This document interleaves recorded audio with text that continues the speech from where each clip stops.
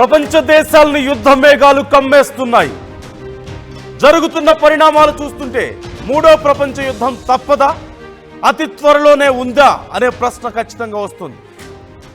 ప్రతి దేశంతోనూ గిచ్చి మరీ కయ్యం పెట్టుకుంటున్నాడు ట్రంప్. తాజాగా ఇజ్రాయెల్ ప్రధాని నెతన్యాహుకు వార్నింగ్ ఇచ్చారు. ఖతార్ మా మిత్ర దేశం ట్రంప్ చేసినటువంటి వ్యాఖ్యలు ఇప్పుడు చర్చనీయాంశంగా ఉన్నాయి. ఖతార్తో జాగ్రత్తగా ఉండకపోతే తీవ్ర పరిణామాలు ఉంటాయంటూ హెచ్చరిస్తున్నారు ట్రంప్. ఇటీవల ఖతార్లోని దోహాలో దాక్కున్నటువంటి హమాస్ నేతలపై దాడులు చేసింది ఇజ్రాయెల్. మనందరికీ తెలిసిందే. గాజాలో కాల్పుల విరమణకు సంబంధించి అమెరికా ప్రతిపాదన మేరకే, ఇది ఇక్కడ చాలా కీలకమైన విషయం, అమెరికా ప్రతిపాదన మేరకే గాజాలో కాల్పుల విరమణ కోసం చర్చించడం కోసం సమావేశమయ్యారు హమాస్ నేతలు.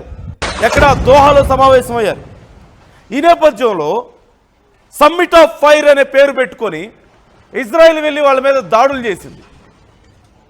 ఎవరు చెప్తే అక్కడ సమావేశం పెట్టుకున్నారు? అమెరికా చెప్తే. దాడులు చేసిందేమో అమెరికా మిత్రదేశమే.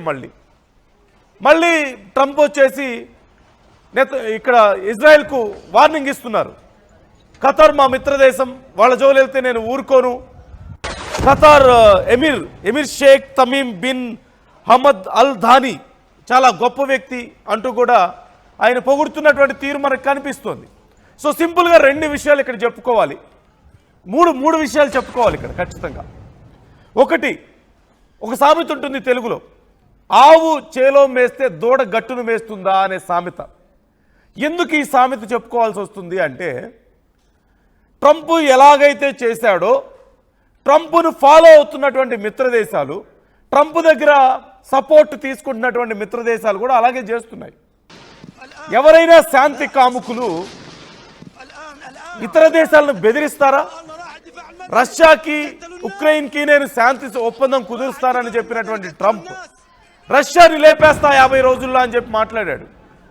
రష్యాతో వ్యాపారం చేస్తున్నందుకు మిత్రదేశమైన భారతదేశం మీద కక్ష కట్టాడు. అనరాని మాటలు అన్నాడు భారతదేశాన్ని. మన ఇంటర్నల్ మ్యాటర్స్ మాట్లాడాడు. మన మీద టారిఫ్లు వేశాడు. మనకు ఉద్యోగాలు ఇవ్వద్దన్నాడు. మన దగ్గర కంపెనీలు పెట్టొద్దన్నాడు. ఎందుకు? కేవలం రష్యా దగ్గర వ్యాపారం చేస్తున్నందుకు. రష్యా మీద కోపం ఎందుకు? తన మాటలు వినట్లేదు. యుద్ధం ఆపేయాలంటే ఏం చేయాలి? చర్చలు జరపాలి.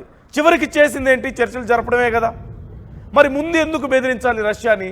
50 రోజులు ఆపకపోతే నీ అంతు తేలుస్తా, 50 రోజులు కూడా వేసి నీకు 20 రోజులు ఆపకపోతే నీ సంగతి తేలుస్తా అని చెప్పి ఎందుకు బెదిరించాలి? యుద్ధాన్ని నిజంగా చర్చలతో ఆపేవాళ్ళు బెదిరింపులకు పాల్పడతారా? ఇప్పుడు ఎందుకు ఈ సామెత చెప్పుకోవాల్సి వచ్చింది? ఆవు చేలో మేస్తే దూడ గట్టును మేస్తుందా అని. ఇజ్రాయిల్ అనేది ఖచ్చితంగా అమెరికాకి మిత్రదేశమేగా. అమెరికా సపోర్ట్తోనే యుద్ధాలు చేస్తుందిగా. ఎక్కడికి వెళ్తే అక్కడ నానా రకాల యుద్ధాలు చేసి గందరగోళం చేస్తున్నారుగా. మొన్న ఇరాన్తో జరిగినటువంటి యుద్ధంలో అమెరికా సపోర్ట్ ఎంత ఉందో మనం చూసాంగా. సో ఇప్పుడు ఎందుకు చెప్పుకోవాల్సి వస్తుందంటే, అమెరికానే చెప్పింది శాంతి ఒప్పందం చేసుకోవాలి, మాట్లాడుకోవాలి అని చెప్పి అమెరికాలో గాజాలో కాల్పుల విరమణకు సంబంధించి మాట్లాడుకోండి అని చెప్పారా? వాళ్ళు దోహా వెళ్ళి కూర్చుంటే ఇజ్రాయెల్ ఏం చేసింది? దొరికింది కదా అవకాశం అని చెప్పేసి వాళ్ళ మీద దాడి చేసింది. అది శాంతి ఒప్పందాల కోసం వెళ్తే ఎవరైనా దాడి చేస్తారా? శాంతి ఒప్పందాల కోసం కూర్చొని మాట్లాడుకుంటుంటే అది కూడా అమెరికా మిత్రదేశం మీద వెళ్ళి దాడి చేయటం, అమెరికాకి కనీసం చెప్పకుండా, ఏ సమాచారం ఇవ్వకుండా. ఈ బుద్ధి ఎవరిది? ఎవరి దగ్గర నుంచి నేర్చుకున్నారు? ఇదంటే అమెరికా దగ్గర నుంచే నేర్చుకున్నారు. సొంత వాళ్ళని థ్రెటన్ చేయడం, లేదంటేనేమో మేము శాంతి కాముకులు అంటూనే బెదిరింపులు చేయడం, లేదంటే దాడులు చేయడం. ఇవన్నీ ఎవరు చేస్తున్నారో మనకు తెలియదా? ఓ పక్క ఉక్రెయిన్కేమో ఆయుధాలు సప్లై చేస్తున్నారు, ఇజ్రాయెల్కి మద్దతు ఇస్తున్నారు, ఇరాన్ మీద దాడి చేస్తున్నారు. ఇరాన్ మీద అమెరికా అసలు ఎందుకు దాడి చేయాలి? రష్యాని ఎందుకు బెదిరించాలి? ఆ భారతదేశం విషయంలో ఎందుకు కయ్యం పెట్టుకోవాలి? ఇవన్నీ ఏంటి? శాంతి కాముకులు చేసే పనులేరా? మరి మీ దగ్గర నుంచి మీ ఫ్రెండ్స్, మిమ్మల్ని ఫాలో అయ్యే వాళ్ళు ఏమి నేర్చుకుంటారు? ఇప్పుడు ఇజ్రాయెల్ చేసిన పని అదే కదా. శాంతి చేసుకుందాంరా బాబు అని వాళ్ళు చర్చలు చేసుకుంటుంటే, అది కూడా అమెరికా పిలిస్తే అమెరికాకి చెప్పకుండా అమెరికా మిత్రదేశం మీద ఇజ్రాయెల్ వెళ్ళి దాడి చేసింది. ఇప్పుడు మళ్ళీ ట్రంప్ ఏం చేస్తున్నాడు? ఇన్ని రోజులు వెనకేసుకొచ్చినటువంటి ఇజ్రాయెల్కి ఇన్ని రోజులు ఆయుధాలు ఇచ్చి మరీ యుద్ధం చేయించినటువంటి ఇజ్రాయెల్కి మళ్ళీ ట్రంపే వార్నింగ్ ఇచ్చినటువంటి పరిస్థితి కనిపిస్తుంది. ఏంటి ఈ గందరగోళం?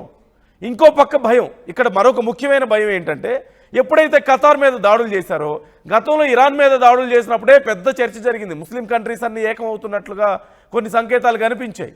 మరోపక్క ఇప్పుడు ఖతార్ మీద దాడి చేస్తే వాళ్ళందరూ ఎక్కడ ఏకమవుతారో అన్న భయం ట్రంప్లో మొదలైంది. ఇటు ఇజ్రాయెల్కి ఆ భయం ఉంది. ఈ నేపథ్యంలోనే ట్రంప్ కొంచెం జాగ్రత్త పడ్డాడు. మిత్రుడే, తాను ఎంకరేజ్ చేసిన వ్యక్తే, తాను ప్రోత్సహించినటువంటి దేశమే వెళ్ళి శాంతి చర్చలు చేసుకుందామని చెప్పి కూర్చున్న వాళ్ళ మీద దాడులు చేస్తే మళ్ళీ వాళ్ళకే ఫోన్ చేసి, అది కూడా నా మిత్ర దేశం, నువ్వు వాళ్ళ మీద దాడి చేస్తే నేను ఊరుకోను. మరి వీళ్ళకి ఎందుకు సపోర్ట్ ఇచ్చారు ఇన్ని రోజులు? ఎందుకు ఆయుధాలు ఇచ్చారు? వీళ్ళ కోసం ఇరాన్ మీద ఎందుకు దాడులు చేశారు? ఎవరు మిత్రదేశం ఇక్కడ? ఎవరు మిత్రదేశం, ఎవరు శత్రు దేశం? కనీసం ట్రంప్కైనా తెలుసా? భారతదేశం గొప్ప మిత్రదేశం అని చెప్పి ఇప్పుడు మళ్ళీ నీతి సూక్తులు వెళ్ళవేస్తున్నటువంటి ట్రంప్కి ఎవరు మిత్రులో ఎవరు శత్రువులో తెలుసా? నిన్న మొన్నటిదాకా మిత్రులుగా భావించిన ఇజ్రాయెల్కి ఇప్పుడు వార్నింగ్ ఇస్తున్నాడు. నిన్న మొన్నటిదాకా నిన్ను లేపేస్తాను, నిన్ను లేకుండా చేస్తానని రష్యాతో మళ్ళీ చర్చలకు కూర్చున్నటువంటి పరిస్థితి మనం చూసాం. ముందుగా ఎవరికైతే అమెరికా ఆయుధాలు సప్లై చేసిందో వాళ్ళనే మళ్ళీ బెదిరించినటువంటి పరిస్థితి మనం చూస్తున్నాం. జెలెన్స్కీని కూర్చోబెట్టి వైట్ హౌస్లో కూర్చోబెట్టి నానా మాటలు, ప్రపంచ దేశాలను నేను లేకుండా చేస్తాను, భారతదేశం మీద అణుబాంబు వేస్తాను, సగం ప్రపంచాన్ని నాశనం చేస్తానన్న టెర్రరిస్టులని వైట్ హౌస్లో కూర్చోబెట్టి రాచమర్యాదలు చేస్తారా? నిన్న మొన్నటిదాకా ఆయుధాలు ఇచ్చి మీరు సపోర్ట్ ఇచ్చినటువంటి ఇజ్రాయెల్ని ఇప్పుడు బెదిరిస్తారా? ఖతార్ నా మిత్రదేశం అంటారా? మీరే ఉగ్రవాదులు కూర్చోబెట్టి మీరే శాంతి చర్చలు చేసుకోండి అంటున్నారుగా. ఇజ్రాయెల్ ఎప్పటి నుంచో దాడులు చేయడానికి ట్రై చేస్తుంది కదా హమాస్ నాయకుల మీద, నేతల మీద. వాళ్ళని కూర్చోబెట్టి మీరే చర్చలు చేయమన్నారు కదా. కనీసం మీ మిత్రదేశం మీకు చెప్పకుండా అక్కడికి వెళ్ళి దాడులు చేసిందా? ఎవరు నేర్పిన నీతి ఇది?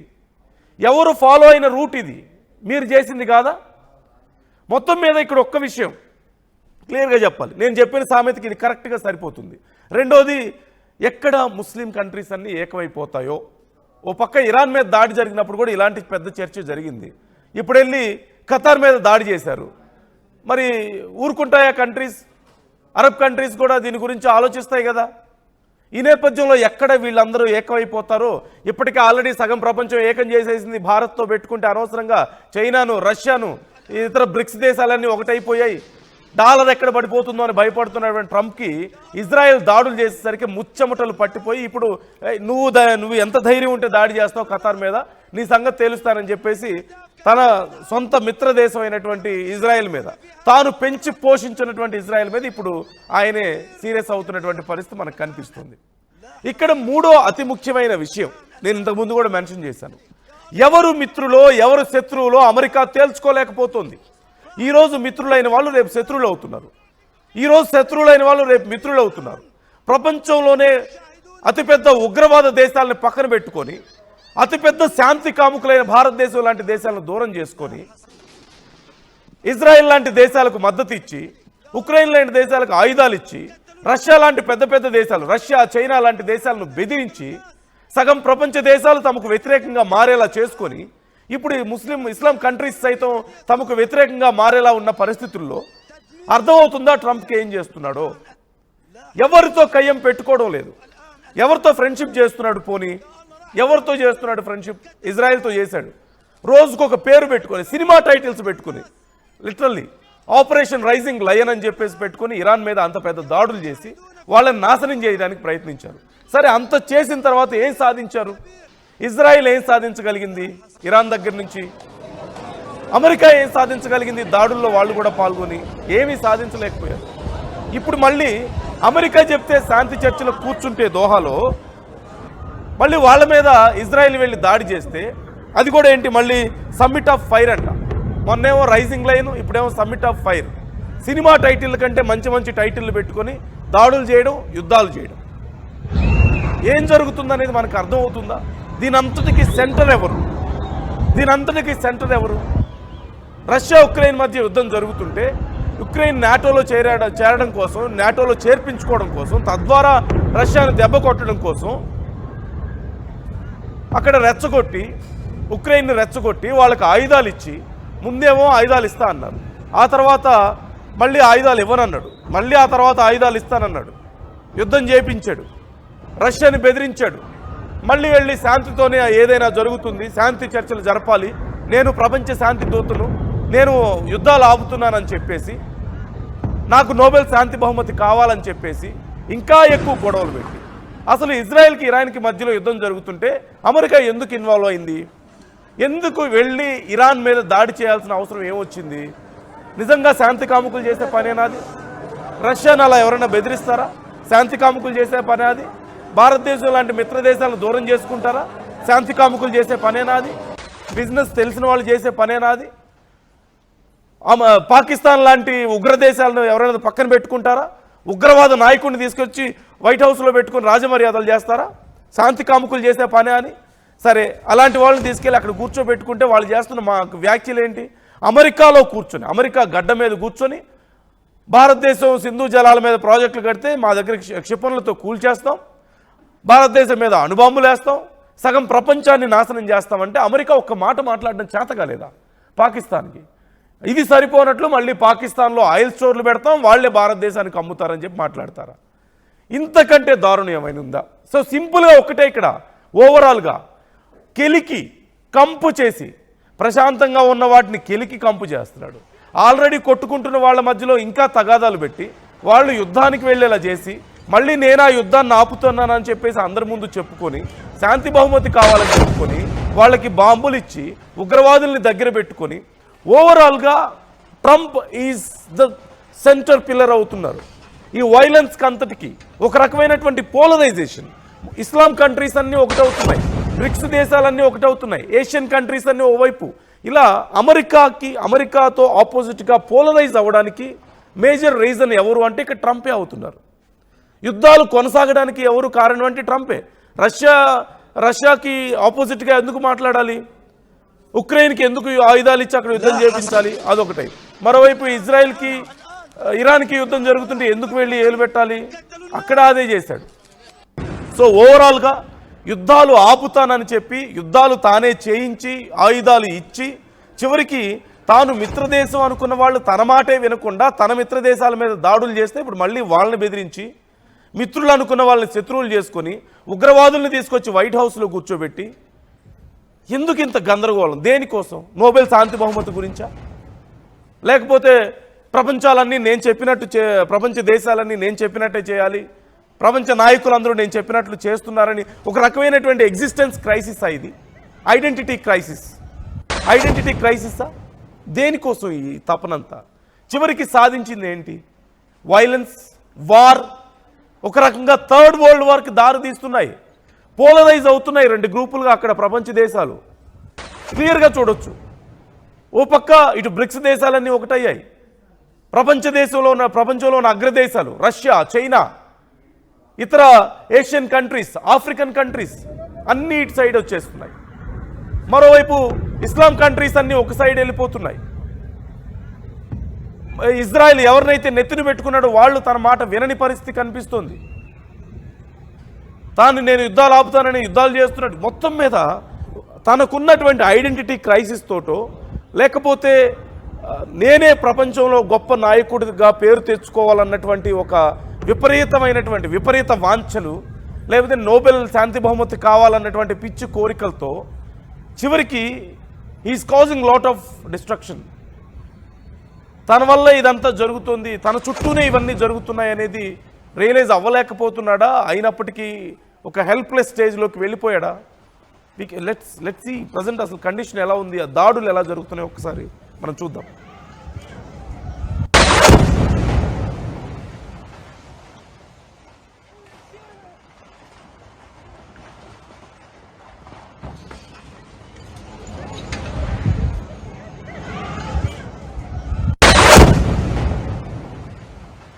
الآن لا حصر الآن نعم. الآن خليك يا الله، راح الدفاع المدني قتلوا الناس، راح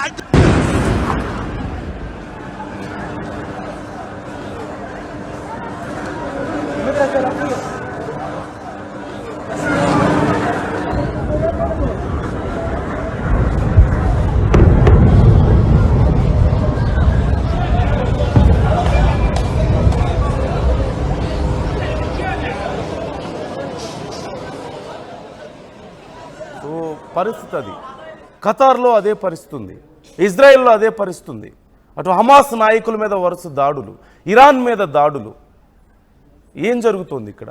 మరోవైపు రష్యా, ఉక్రెయిన్, ఎక్కడ చూసినా యుద్ధాలు కనిపిస్తుంటే ప్రపంచ దేశాల్లో భారతదేశం కంట్రోల్ చేసుకుంది కాబట్టి, భారతదేశం తనను తాను నిగ్రహించుకోగలుగుతుంది కాబట్టి పాకిస్తాన్ లాంటి దేశాలు బ్రతికి బయటపడగలుగుతున్నాయి.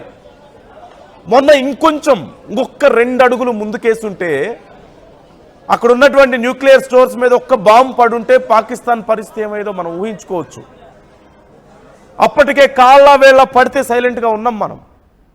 అడుగుతున్న వాళ్ళు ఉన్నారు, ఎందుకు ఆ ఒక్క దెబ్బ కొట్టేస్తే పాకిస్తాన్ అయిపోతుంది కదా అని. బట్ భారత్ వైలెన్స్ని కోరుకోవడం లేదు. అక్కడ ఉన్నటువంటి ప్రజలు చనిపోవాలని భారత్ కోరుకోవడం లేదు. కేవలం అక్కడ నాయకులకు బుద్ధి చెప్పడం, అక్కడ ఉన్నటువంటి ఉగ్రవాదులకి భయపెట్టడం మాత్రమే భారత్ ఉద్దేశం తప్ప సామాన్య ప్రజలని ప్రాణాలు తీయడం కాదు కదా. అపార్ట్ ఫ్రమ్ భారత్, ఒక్క భారతదేశం తప్ప మిగతా ఎక్కడ చూసినా సరే there is lot of violence. Iran, Israel, Russia, Ukraine, ఇప్పుడు మళ్ళీ ఇజ్రాయిల్ వెళ్ళి ఖతార్ మీద దాడులు చేయడం. నిన్న మొన్నటి వరకు భారత్ పాకిస్తాన్ మధ్యలో యుద్ధ వాతావరణం మనం చూస్తూనే ఉన్నాం. చిన్న దేశాలు కూడా యుద్ధాలకు వెళ్తున్నటువంటి పరిస్థితి కనిపిస్తుంది. మరోవైపు రెబల్స్, పాకిస్తాన్లో రెబల్ గ్రూప్, అక్కడ హౌతీలు, ఎక్కడ చూసినా సరే యుద్ధ వాతావరణం కనిపిస్తున్నటువంటి పరిస్థితి. బట్ వీటన్నిటిలో కామన్ ఫ్యాక్టర్ ఏంటి? ఒక్కటే కామన్ ఫ్యాక్టర్ ఇస్ ట్రంప్. ఎక్కడ చూసినా ట్రంప్ పేరు వినిపిస్తుంది. ఎక్కడ వైలెన్స్ ఉంటే అక్కడ ట్రంప్ ఉంటాడు, ఎక్కడ యుద్ధం ఉంటే అక్కడ ట్రంప్ ఉంటాడు, ఎక్కడ పీస్ ఉన్నా అక్కడ ట్రంప్ ఉంటాడు అక్కడ చెడగొట్టడానికి. ప్రశాంతంగా దేశాలుంటే నచ్చదు. యుద్ధం జరుగుతుంటే నేను వెళ్ళి ఆపుతాను, నేనున్నాను, పెద్ద మనిషి నన్ను వస్తాడు, అది ఇంకా పెద్దది చేసి అది కంపు చేసి బయటకు వస్తాడు. సో ఓవరాల్గా Trump is the common factor. Wear ever there is violence there is Trump, wear ever there is Trump there is violence. ఇప్పుడు అదే కదా జరుగుతుంది. ఇప్పటికైనా అమెరికా రియలైజ్ అవుతుందా? ప్రజలు రియలైజ్ అవుతున్నారు, అమెరికాలో ఉన్నటువంటి ప్రజలు రియలైజ్ అవుతున్నారు. అక్కడ ఉన్నటువంటి ప్రజల్లో ట్రంప్ రేటింగ్స్ పడిపోతున్నాయి.